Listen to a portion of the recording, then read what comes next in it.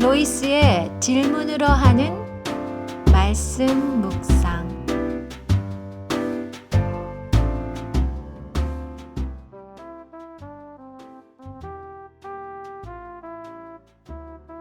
우리는 인생의 모든 순간은 선택의 연속이라고 나눴습니다.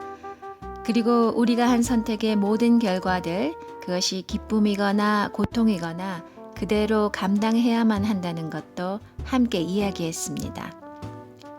나오미가 베들레헴을 떠나기로 한 선택의 결과는 상실과 고통이었습니다. 남편과 두 아들을 모두 잃었고 살 길이 막막해졌죠. 시대를 막론하고 한 여인으로서 겪을 수 있는 가장 큰 아픔을 겪게 되었습니다. 그런데 나오미의 인생 이야기가 여기서 이렇게 끝나지 않아요. 우리의 죄악된 선택에도 불구하고 하나님은 당신의 자녀들을 돌아보십니다. 비록 내가 저지른 잘못의 대가라 하더라도 고통받는 자녀들을 하나님은 그대로 버려두지 않으십니다. 하나님께서 나오미의 삶에 개입하셔서 어떻게 역전의 은혜를 허락하시는지 본문을 통해 이제 관찰해 보도록 하겠습니다. 모압 땅에서 모든 것을 다 잃어버린 나오미가 베들레헴으로 돌아오게 된 계기는 무엇이었나요?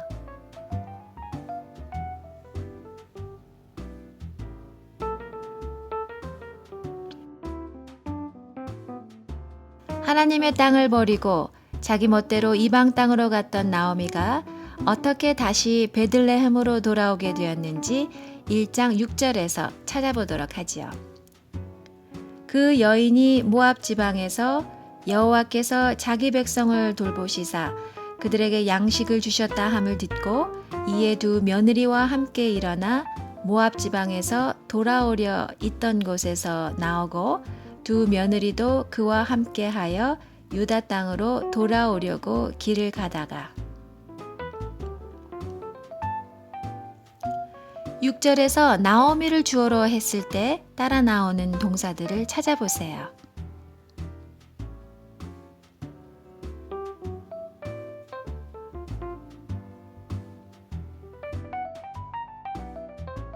나오미가 듣고 일어나 나오고 돌아오려 하여 길을 가다가 이런 동사들을 찾아볼 수 있습니다. 모압 땅에 살면서도 나오미는 들려오는 하나님의 말씀에 귀를 기울였습니다.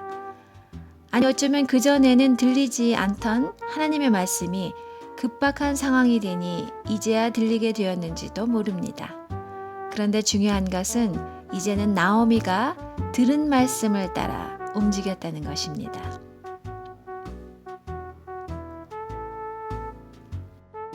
나오미가 되돌아오기를 결심할 수 있었던 것은 하나님의 말씀을 듣는 것에서부터 시작되었습니다. 어려움이 생기면 예배나 공동체 모임부터 쉬겠다고 하는 사람들이 있어요. 경제적인 어려움이 생기면 당장 돈 벌러 가야 한다고 그래서 못 나온다 하고 사람들과의 관계에서 갈등이 생기면 그 사람이 보기 싫다고 뛰쳐나갑니다. 사실 어려움이 생기면 더욱 예배와 말씀에 매달려야 할 때입니다. 하나님께서 이때 어떻게 길을 인도하시려는지 먼저 귀 기울여 듣고 그 다음에 움직여야 합니다. 나오미에게 하나님의 말씀이 들렸던 것, 그것이 곧 은혜의 시작이었습니다. 그리고 나오미는 듣는 데서 끝나지 않고 일어서서 그 땅을 나와 하나님의 땅으로 돌아갑니다. 나오미의 이야기는 이렇게 그녀가 하나님의 말씀을 들은 대로 하나님이 주시는 양식이 있는 곳 베들레헴으로 돌아오기를 결심하고 발걸음을 옮기는 데서부터 역전의 새로운 삶이 시작됩니다. 우리가 많은 은혜의 말씀들을 듣지요. 요즘은 말씀의 홍수 속에 살고 있다고 해도 과언이 아닙니다.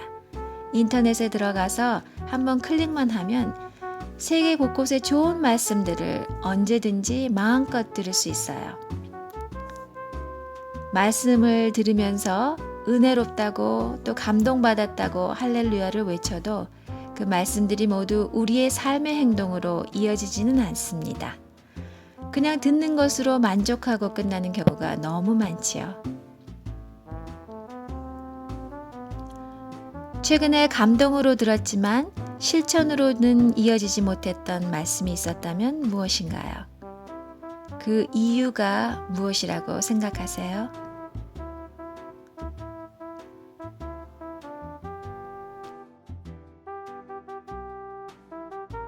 이 질문을 통해 말씀이 내 삶의 실천으로 이어지지 못하게 하는 우리들 각자의 장애물들을 찾아볼 수 있었으면 좋겠습니다.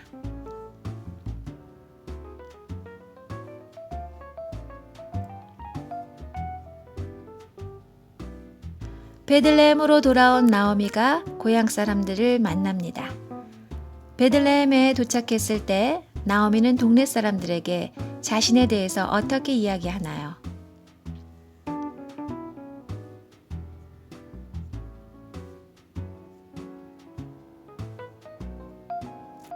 (20절에) 보면 나오미가 그들에게 이르되 나를 나오미라 부르지 말고 나를 마라라 부르라. 이는 전능자가 나를 심히 괴롭게 하셨음이니라 라고 말합니다. 나오미는 자신을 스스로 마라라고 표현하고 있습니다. 나오미는 그 뜻이 기쁨, 사랑스러움입니다. 그런데 그 반대의 뜻을 가진 마라, 즉 쓰다, 고통이라는 이름으로 자신을 부르라고 합니다. 본문 20절에서 나오미가 자신을 마라라고 한 이유가 무엇이라고 하나요?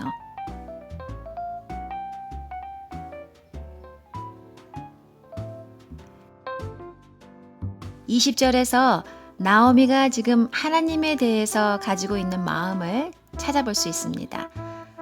전능자가 나를 심히 괴롭게 하셨음이니라 라고 말합니다.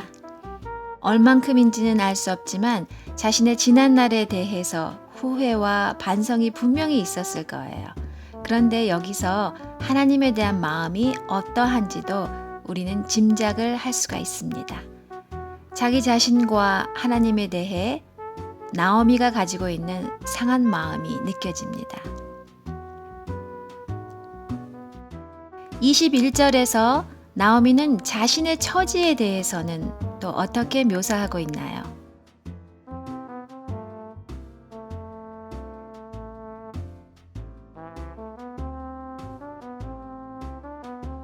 (21절을) 보면 내가 풍족하게 나갔더니 여호와께서 나로 비어 돌아오게 하셨느니라 라고 말합니다.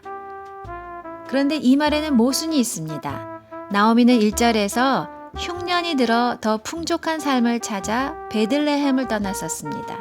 그런데 지금은 베들레헴에 있을 때 그때가 풍족했었다고 말을 하고 있습니다. 왜 이제서 이런 말을 할까요?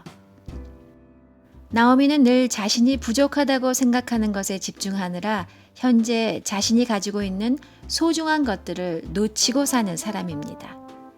모압 땅에 가기 전에는 베들레헴에서 살 때 남편과 두 아들이 있었는데 그때는 그 소중함을 몰랐습니다. 흉년으로 먹을 것에만 마음을 빼앗겨 자신이 가진 많은 것들을 깨닫지 못했던 것이지요. 다 잃고 난 지금에야 그때가 모든 게 풍족했고 행복했다고 때늦은 고백을 합니다.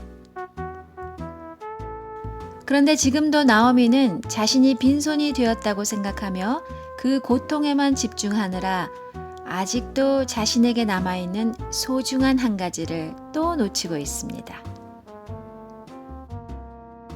지금 나오미가 가지고 있으면서도 깨닫지 못하는 소중한 것, 그것은 무엇일까요?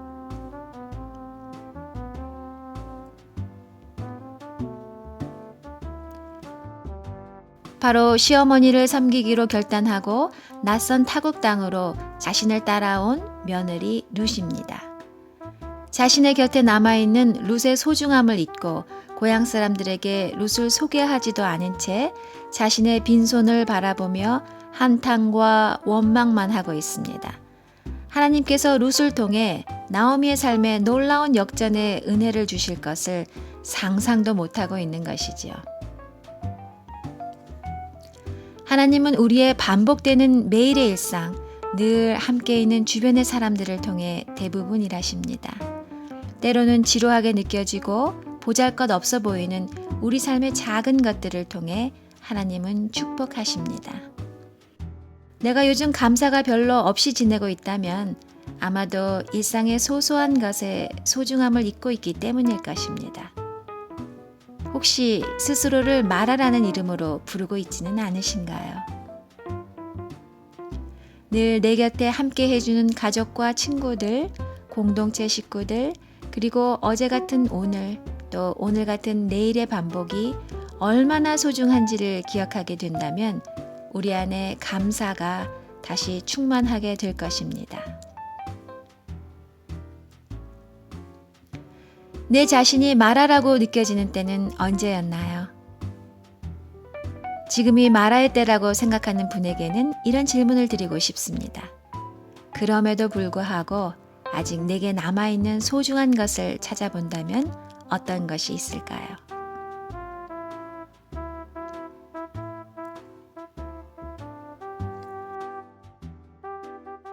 빈손이라고, 아니 풍족하지 못하다고 불만스럽게 생각하는 내 자신에게 주님께서 남겨주신 것이 무엇인지 찾아보세요.